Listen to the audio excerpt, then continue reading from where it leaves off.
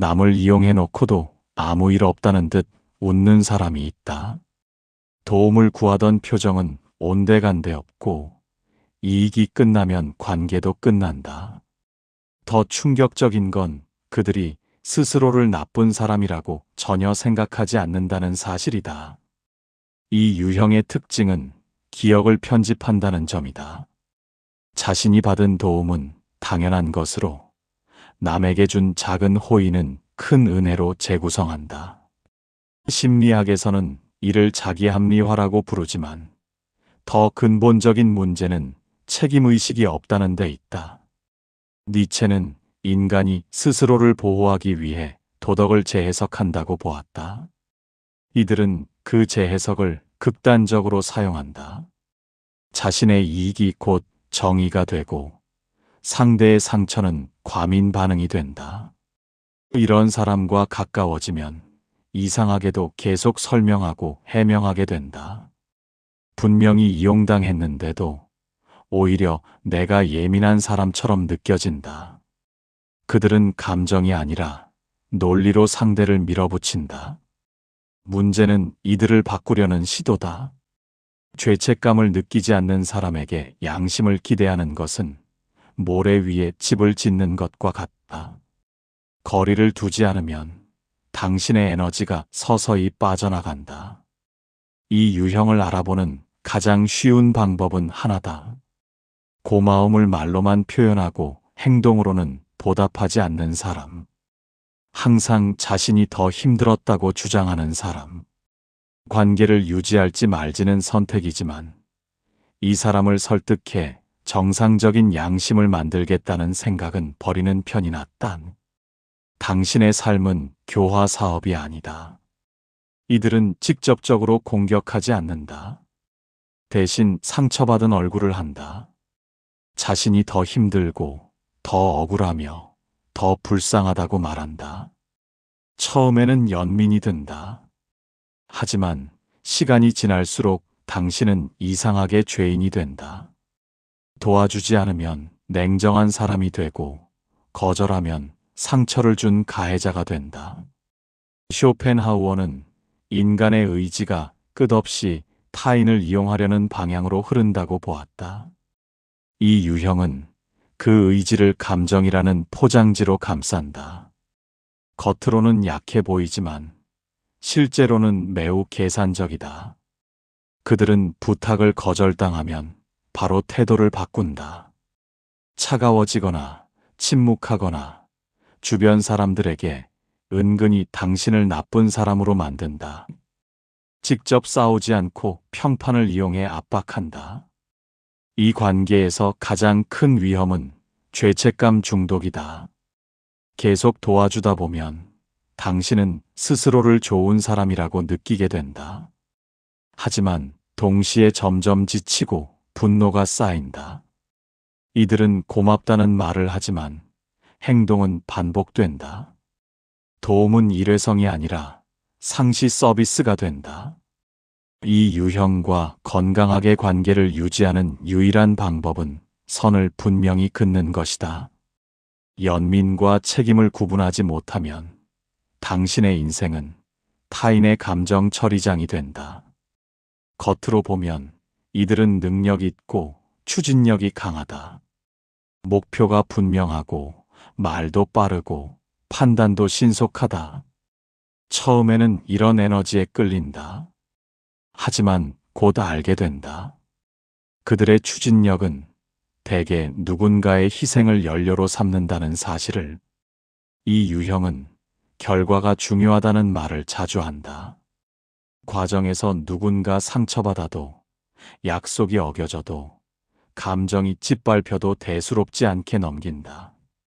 성공이라는 단어가 모든 것을 정당화해 준다고 믿는다. 마키아벨리는 권력을 유지하기 위해 도덕을 유연하게 사용할 수 있다고 보았다. 문제는 이 사고방식을 인간관계 전체에 적용하는 사람이다. 이들은 친구도, 동료도, 연인도 결국은 도구로 환원한다. 필요할 때는 가까이 두고 쓸모가 줄어들면 자연스럽게 밀어낸다. 이들과 함께 있으면 이상하게도 항상 긴장하게 된다. 언제 내 자리가 위태로워질지 모르기 때문이다. 칭찬은 있지만 존중은 없고, 보상은 있지만 배려는 없다. 더 위험한 점은 이들이 스스로를 매우 합리적인 사람이라고 확신한다는 데 있다. 자신은 냉정하고 현실적이며 감정에 휘둘리지 않는다고 말한다. 그러나 실제로는 타인의 감정을 비용으로 처리하는 계산에 익숙할 뿐이다.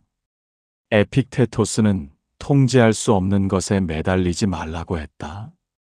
이 유형을 바꾸려는 시도는 대부분 통제할 수 없는 영역에 속한다. 그들의 가치 기준은 이미 효율과 이익 중심으로 고정되어 있기 때문이다. 이들과 일하거나 관계를 유지해야 한다면 최소한 자신의 경계와 조건을 명확히 해야 한다. 모호한 헌신은 쉽게 착취로 변한다. 성과를 내되 감정까지 내어주지는 말아야 한다.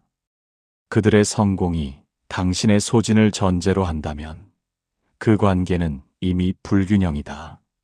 성공은 존중 위에 세워질 때만 의미가 있다. 이 유형은 겉으로 매우 올바른 사람처럼 보인다. 정의, 배려, 공정함 같은 단어를 자주 사용하고 타인의 잘못에는 누구보다 민감하게 반응한다. 문제는 그 엄격한 잣대가 자신에게는 거의 적용되지 않는다는 점이다. 이들은 누군가를 이용하면서도 스스로를 도덕적이라고 확신한다. 왜냐하면 그들은 행동이 아니라 의도를 기준으로 자신을 평가하기 때문이다. 나는 좋은 뜻이었어. 나는 모두를 위해 한 거야라는 말로 결과를 덮는다. 칸트는 인간을 수단이 아니라 목적으로 대하라고 말했다. 하지만 이 유형은 그 원칙을 입으로만 반복한다. 실제로는 타인을 자신의 명분을 강화하는 도구로 사용한다. 누군가의 도움을 받고도 그 과정을 자신의 리더십이나 통찰 덕분으로 포장한다. 이들과 관계를 맺으면 묘한 혼란이 생긴다. 비판을 하면 당신이 도덕적으로 부족한 사람처럼 몰리고, 문제를 지적하면 오히려 예민하다는 평가를 받는다. 그들은 논리를 이용해 책임의 초점을 슬쩍 바꾼다.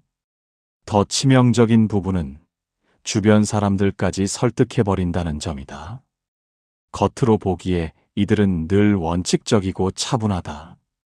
그래서 피해를 입은 사람은 쉽게 고립된다. 쇼펜하우어는 인간이 자신의 의지를 정당화하기 위해 이성을 사용한다고 보았다. 이 유형은 바로 그 지점을 극단적으로 보여준다. 이성은 반성의 도구가 아니라 방어의 장치가 된다. 이 사람을 상대할 때 가장 위험한 감정은 인정받고 싶다는 욕구다. 그들의 도덕적 평가에 휘둘리면 당신은 점점 자신을 의심하게 된다. 중요한 것은 단 하나다. 말이 아니라 반복되는 행동을 기준으로 사람을 판단하는 것. 명분이 아무리 화려해도 관계에서 일관되게 상처를 남긴다면 그 사람의 진짜 철학은 이미 드러난 셈이다. 처음에는 이들이 참 고맙게 느껴진다. 어려울 때 손을 내밀어주고 필요할 때 도움을 준다. 문제는 그 도움에 보이지 않는 이자가 붙어 있다는 사실을 나중에야 알게 된다는 점이다. 이 유형은 자신이 베푼 것을 절대 잊지 않는다. 그리고 당신이 그에 상응하는 태도를 보이지 않으면 은근히 상기시킨다. 직접적으로 갚아라라고 말하지 않지만 분위기로 압박한다. 그날의 도움은 시간이 지날수록 관계를 묶는 족쇄가 된다. 니체는 선행조차 권력의 한 형태가 될 수 있다고 보았다. 베푸는 사람은 받는 사람 위에 서기 쉽다. 이 유형은 바로 그 구조를 이용한다. 도움을 통해 우위를 확보하고 그 우위를 통해 선택권을 빼앗는다. 이들과 함께 있으면 늘 마음 한켠이 불편하다. 거절하기 어렵고 요청을 무시하기도 어렵다. 이미 빚진 사람처럼 느껴지기 때문이다. 하지만 건강한 관계에서 호의는 거래가 아니라 자유여야 한다. 에피쿠로스는 진정한 우정은 두려움 없이 서로를 대할 수 있을 때 가능하다고 말했다. 두려움과 의무감이 앞서는 순간 관계는 이미 왜곡된다. 이 유형을 분별하는 기준은 간단하다. 도움이 반복적으로 과거의 공로를 상기시키는 방식으로 언급되는가? 거절했을 때 미묘한 냉담함이 따라오는가? 호의를 받을 때는 감사하되 그것이 삶 전체를 지배하도록 두지 말아야 한다. 당신의 선택권을 유지하지 못하면 그 관계는 이미 균형을 잃은 상태다. 이 유형은 직접적으로 강요하지 않는다. 대신 당신의 양심을 건드린다. 도와주지 않으면 매정한 사람이 되고 이해하지 않으면 차가운 사람이 되는 구조를 만든다. 그들은 손을 내밀기 전에 이미 당신의 마음을 압박한다. 이 사람들의 특징은 책임을 스스로 지지 않는다는 데 있다. 자신의 선택, 자신의 실패, 자신의 무능을 인정하기보다 주변 사람들의 배려 부족으로 돌린다. 그래서 늘 누군가가 미안해해야 하고 늘 누군가가 더 이해해줘야 한다.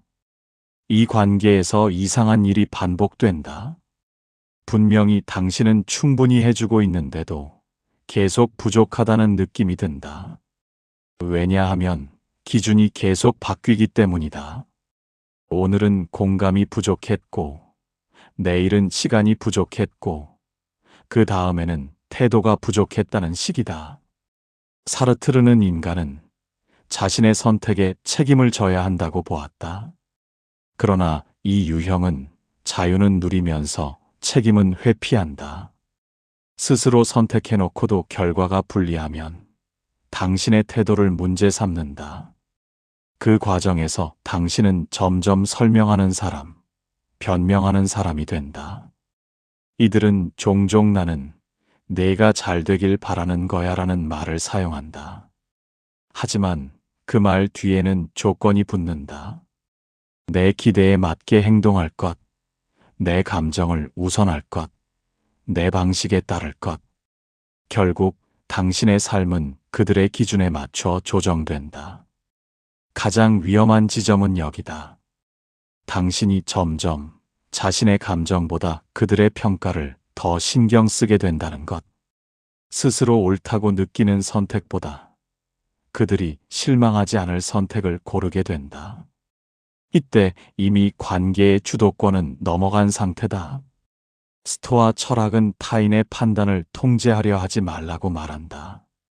하지만 이 유형은 반대로 당신의 판단을 통제하려 한다. 당신이 죄책감을 느끼도록 만들고 그 죄책감을 통해 행동을 유도한다. 이 사람을 상대할 때 가장 필요한 것은 냉정한 분리다. 공감과 책임은 다르다는 사실을 분명히 인식해야 한다. 상대가 힘들다고 해서 그 삶의 짐까지 떠안을 의무는 없다. 누군가의 양심을 이용하는 관계는 오래 갈수록 한 사람만 소모된다. 그 관계가 유지되는 이유가 사랑이 아니라 죄책감이라면 이미 방향이 잘못된 것이다. 이 유형은 매우 다정해 보인다. 당신의 고민을 오래 들어주고 고개를 끄덕이며 누구보다 당신을 이해한다고 말한다. 그래서 마음을 연다. 그런데 시간이 지나면 이상한 패턴이 보이기 시작한다. 당신이 털어놓은 약점, 불안, 과거의 실수들이 미묘한 순간에 다시 등장한다. 직접적인 공격은 아니다. 하지만 결정적인 자리에서 협상이 필요한 순간에 혹은 갈등이 생겼을 때 그 정보는 정확히 당신을 흔드는 방식으로 사용된다. 홉스는 인간이 근본적으로 자기 보존을 위해 움직인다고 보았다. 이 유형은 그 본능을 관계 속에서 전략적으로 활용한다. 공감은 진심이 아니라 데이터 수집의 수단이 된다. 당신의 내면은 신뢰의 영역이 아니라 분석의 대상이 된다. 처음에는 그저 우연처럼 느껴진다. 하지만 반복되면 깨닫게 된다. 이 사람과 깊은 이야기를 나눈 뒤에는 묘하게 불안하고 어딘가 노출된 느낌이 든다는 사실을. 그들은 위로를 주는 동시에 당신의 취약 지점을 정리해 둔다. 더 교묘한 점은 스스로를 나쁜 사람이라고 전혀 생각하지 않는다는 것이다. 나는 솔직했을 뿐이야. 내가 먼저 말했잖아 라는 말로 책임을 돌린다. 정보를 사용한 것이 아니라 상황이 그렇게 흘렀다고 주장한다. 니체는 힘의 의지가 다양한 형태로 나타난다고 했다. 어떤 사람은 권력으로, 어떤 사람은 돈으로, 또 어떤 사람은 정보로 우위를 점한다. 이 유형은 감정을 통해 정보를 확보하고 정보를 통해 힘을 만든다. 이들과의 관계에서 가장 먼저 무너지는 것은 안전감이다. 깊이 이야기할수록 친밀해지는 것이 아니라 오히려 방어적으로 변한다. 그럼에도 쉽게 관계를 끊지 못하는 이유는 그들이 여전히 따뜻하게 대해주기 때문이다. 이 유형을 분별하는 기준은 명확하다. 내가 약해질수록 그 사람이 더 편안해 보이는가? 내가 실수했을 때 그 정보가 은근히 활용되는가? 대화가 끝난 뒤 묘하게 찜찜한 감정이 남는가? 건강한 관계에서는 약점이 협상의 카드가 되지 않는다. 진짜 공감은 상대를 통제하는 도구로 사용되지 않는다. 정보를 나누는 것은 신뢰의 표시지만 모든 사람에게 전부를 열어둘 필요는 없다. 선별된 진심이 오히려 자신을 지키는 힘이 된다. 이 유형은 직접적으로 나쁘게 행동하지 않는 것처럼 보인다. 항상 어쩔 수 없었다. 상황이 그랬다. 조직이 그렇게 돌아간다는 말을 앞세운다. 문제는 그 상황 속에서 반복적으로 손해를 보는 쪽이 늘 당신이라는 사실이다. 이들은 개인의 선택을 인정하지 않는다. 결정은 시스템의 탓이고 결과는 환경의 탓이며 상처는 오해의 산물이라고 말한다. 겉으로는 합리적이고 냉정해 보이지만 실제로는 책임을 분산시키는데 능숙할 뿐이다. 아렌트는 악이 거창한 의지가 아니라 생각하지 않는 태도에서 비롯된다고 보았다. 이 유형은 바로 그 지점을 드러낸다. 스스로 판단하지 않고 구조 뒤에 숨는다. 그 과정에서 타인이 겪는 손해와 상처는 부수적인 비용으로 취급된다. 이들과 일하거나 관계를 맺으면 이상한 무력감이 쌓인다. 분명 누군가 결정했고 누군가 행동했는데 막상 문제를 제기하면 책임질 사람은 없다. 대화는 추상적인 원인 분석으로 흐르고 구체적인 사과나 수정은 나오지 않는다. 더 위험한 점은 이들이 스스로를 매우 현실적인 사람이라고 확신한다는 것이다. 감정적으로 반응하지 않고 구조를 이해하는 성숙한 태도라고 말한다. 그러나 구조를 이해하는 것과 구조 뒤에 숨는 것은 전혀 다른 문제다. 칸트는 인간을 목적 그 자체로 대하라고 했다. 하지만 이 유형에게 개인은 종종 시스템 유지에 필요한 부품에 가깝다. 누군가 상처받아도 조직이 굴러가면 된다는 식이다. 이 사람을 상대할 때 가장 중요한 질문은 단 하나다. 그래서 당신은 무엇을 선택했는가? 상황을 설명하는 대신 자신의 결정과 책임을 명확히 말하는지 지켜보면 본질이 드러난다. 책임을 지지 않는 사람은 반복한다.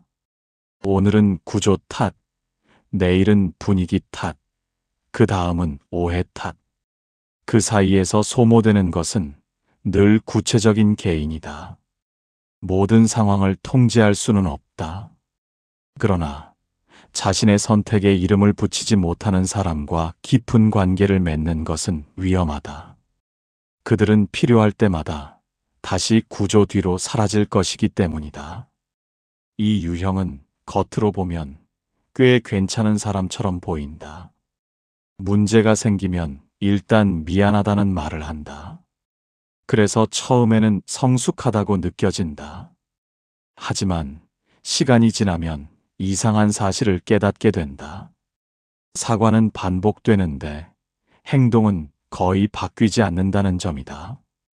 이들은 갈등이 생겼을 때 감정의 불을 빠르게 끄는데 능숙하다. 당신이 화를 내면 바로 고개를 숙이고 분위기가 심각해지면 스스로를 낮춘다. 그 순간 당신은 더 몰아붙이기가 미안해진다. 문제는 그 다음이다. 며칠 몇 주가 지나면 비슷한 일이 다시 반복된다. 데이비드 휴문, 인간이 이성보다 습관에 의해 더 많이 움직인다고 보았다. 이 유형은 정확히 그 지점에 서 있다. 잘못을 인지하지 못하는 것이 아니라 습관을 바꾸지 않는다. 사과는 하지만 구조는 그대로 둔다. 이들과 관계를 이어가다 보면 묘한 피로가 쌓인다. 크게 싸우지는 않지만 계속해서 작은 상처가 누적된다. 그때마다 당신은 다시 이해해주고 또 한 번 기회를 준다. 그들은 그 과정을 통해 배운다. 이 정도의 사과면 상황이 정리된다는 사실을. 더 교묘한 점은 이들이 스스로를 반성적인 사람이라고 믿는다는 것이다.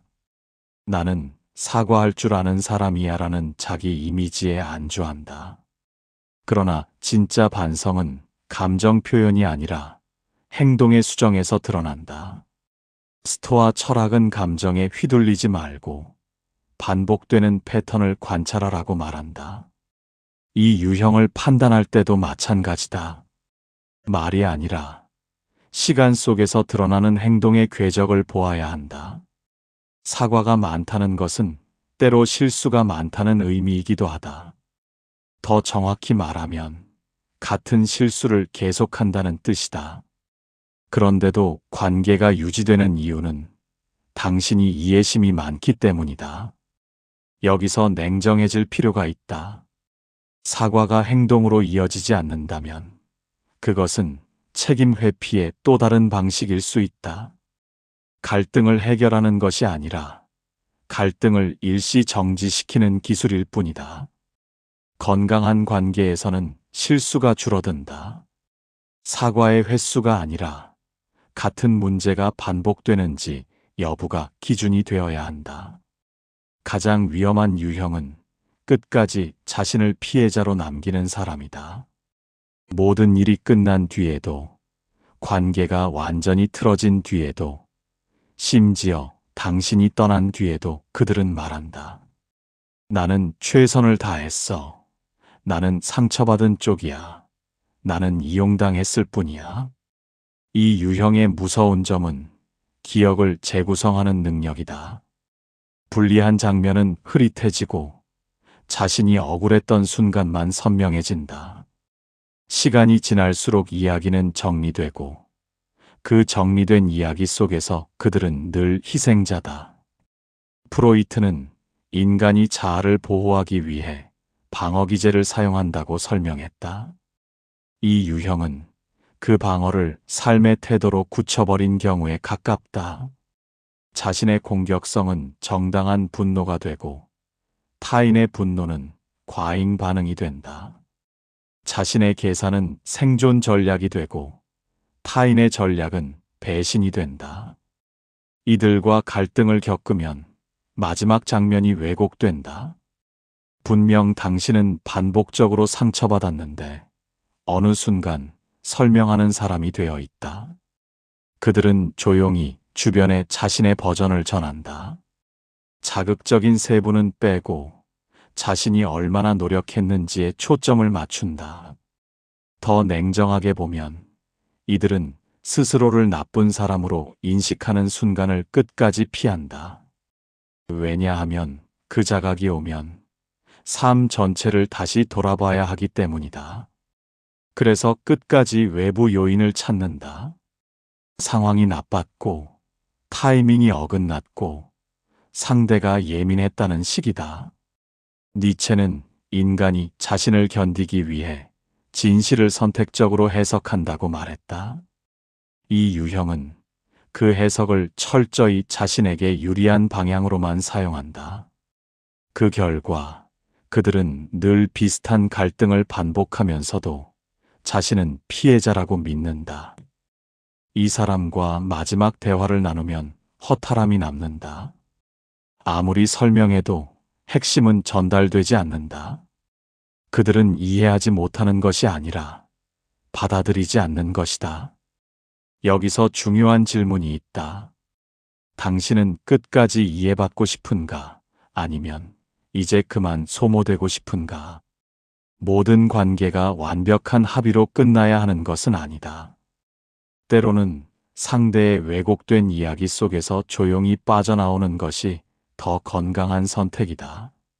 남을 이용해 놓고도 잘못을 모르는 사람들은 생각보다 흔하다. 문제는 그들이 아니라 그 패턴을 반복적으로 허용하는 환경이다. 누군가의 자기 합리화에 계속 참여해주는 순간 당신은 조연이 된다. 관계에서 가장 중요한 기준은 단순하다. 말이 아니라 반복, 의도가 아니라 결과, 사과가 아니라 변화. 이 세 가지를 벗어나는 사람과는 거리를 조절할 필요가 있다. 사람을 이해하는 일은 중요하다. 하지만 자신을 소모하면서까지 이해할 필요는 없다. 누군가는 끝까지 변하지 않고 누군가는 끝까지 자신의 잘못을 인정하지 않는다. 그 사실을 받아들이는 순간 관계는 더 이상 감정의 문제가 아니라 선택의 문제가 된다. 당신의 시간은 한정되어 있고 당신의 에너지도 무한하지 않다.